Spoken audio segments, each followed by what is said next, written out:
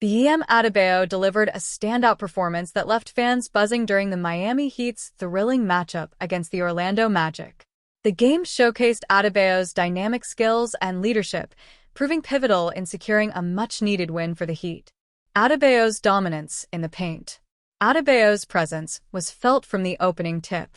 He showcased his versatility, scoring efficiently while also dominating the boards. With deft footwork and an array of post moves, he maneuvered around defenders, finishing at the rim with authority. His ability to read the game allowed him to find open teammates, contributing not just in scoring but also in playmaking. His defensive prowess cannot be overlooked. Adebayo disrupted Orlando's offensive flow with timely blocks and steals, anchoring the Heat's defense. This dual-threat capability made it difficult for the Magic to establish any rhythm throughout the game, further emphasizing Adebayo's importance on both ends of the floor. Supporting cast steps up. While Adebayo was undeniably the star, he received ample support from his teammates. The Heat's role players rose to the occasion, providing crucial scoring and energy. Notably, the bench contributed valuable minutes, maintaining the pace and intensity that Adebayo had set.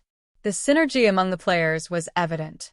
Each member of the squad understood their role, allowing Miami to capitalize on mismatches and exploit Orlando's defensive lapses. This collective effort played a significant role in the outcome, demonstrating that the Heat's success hinges not just on individual brilliance, but also on teamwork. Looking ahead, with this victory, the Heat have gained momentum as they look to build consistency in their performance. Adebayo's electrifying display serves as a reminder of the potential this team possesses when they play to their strengths. As the season progresses, maintaining this level of intensity and focus will be crucial for Miami's aspirations in the competitive Eastern Conference. The energy surrounding Adebayo's performance has reignited hope for the Heat as they navigate the challenges ahead. His ability to lead by example will be essential as the team seeks to solidify their standing and make a push for the playoffs. At first glance at the box score from Sunday night's preseason game against Orlando, one might look at the night Pelle Larsson had and think, well, that's not too bad. Larsson had 14 points, went 2-4 from 3 and 6-8 from the free throw line in 21 minutes.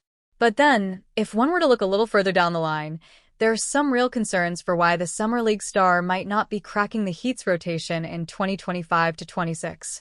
Pelle Larsson turns into a traffic cone on defense.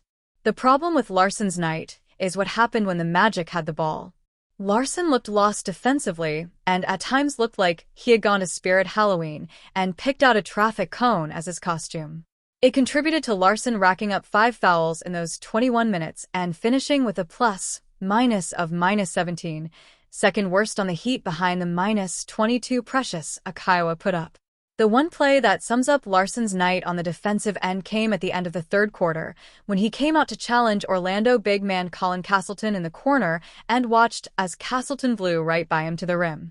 Mind you, this is the same Colin Castleton who has been bouncing around the league, has just 42 career NBA games in 3 seasons, and just got cut by Toronto this past offseason before landing with Orlando.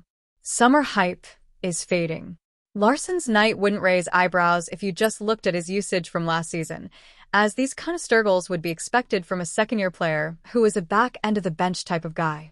But it was the massive summer Larsson had that gave some hope that he could contend for 20-plus minutes a night.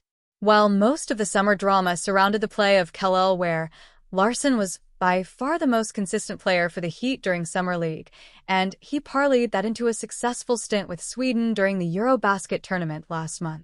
But now that he is going against the main rosters of the NBA, and even then, Orlando sat out their main starters on Sunday, his defense flaws were on display, with nowhere to hide.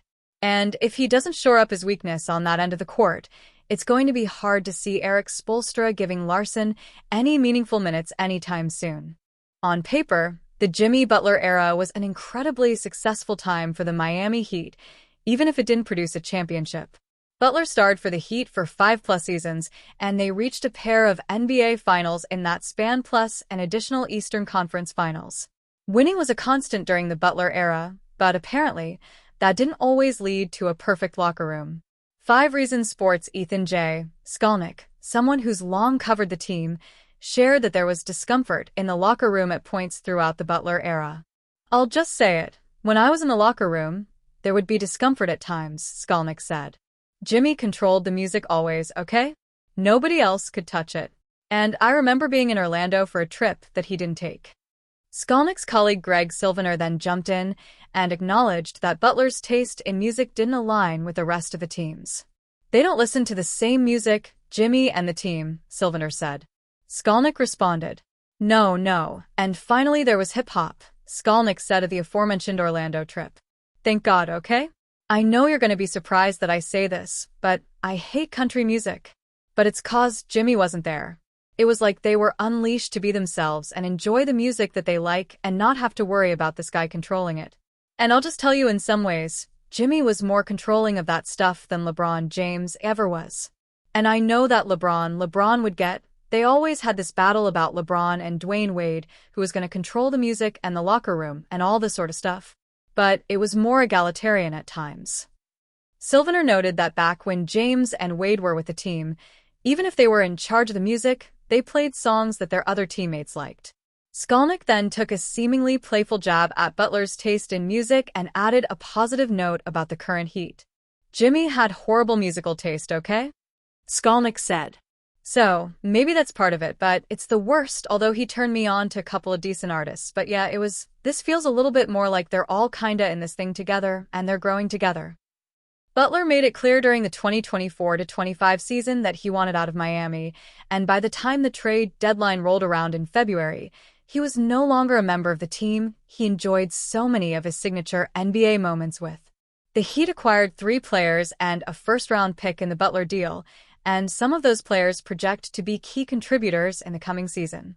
Miami decided to ink floor general Davion Mitchell to a new deal this summer after he came over in the trade, and with guard Tyler Herro set to miss time to start the campaign, maybe he'll usher in the season as the team's starting point guard.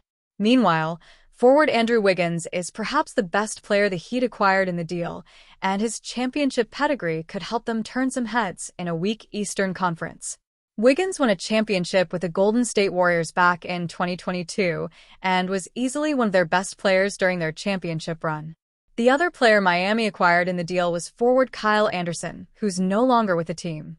However, the Heat used the first-round pick they acquired in the trade to pick up rookie Kasparas Giannis, who could certainly be a contributor this season and beyond. Maybe the Heat will play with a newfound level of chemistry and camaraderie now that Butler is with them no longer. Miami Heat first-round draft pick Kasparas Giannis exited tonight's preseason game against the Orlando Magic in the first quarter. The Heat have officially called his injury right hip soreness, and he will be out the rest of the game. This is an unlucky blow to Giannis, who is trying to earn Eric Spoelstra's trust to earn a spot in the rotation. Prior to exiting the game, Giannis logged only 4 minutes, and in those minutes had 2 points, 1 assist, and 1 turnover. For Giannis, this could derail his attempt to crack into the rotation early in the year. He is coming off a spectacular game in which he had 8 points, 10 assists, 2 steals, and 1 block, and only 3 turnovers. Giannis showed flashes of brilliance that lead him to be considered by many a lottery pick and voted to be the biggest steal of the 2026 NBA draft in the annual NBA GM poll. Giannis and the Heat will hope this injury is not a long-term concern, and he will be able to get back on the court to show the NBA world what he is capable of. The hope for the Heat is that this injury is just soreness and Giannis will not have to miss any significant amount of time. Giannis was not expected to have a significant role early, but the Heat would like to have as many options as possible considering the team's guard situation. The Heat already have several nagging injuries to their backcourt, most notably All-Star guard Tyler Herro, who will be out until November.